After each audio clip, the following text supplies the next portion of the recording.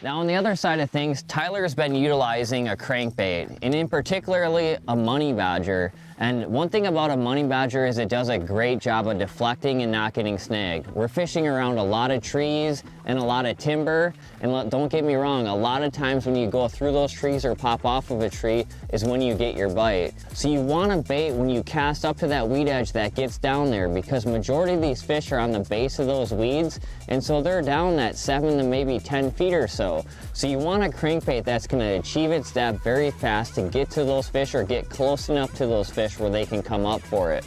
And we've been utilizing 2 different sizes. Now, a number 5 size seems to do a little bit better if it's more of a flatter area where you have those weeds that kind of taper out in that 7-8 feet of water or so, where they might be a foot or 2 tall still out there. Or the 6.25, especially around that timber or those really sharp weed edges. And so utilizing these 2 sizes, but especially the money badger, just helps us fish more efficiently and keep our baits where they need to be more often.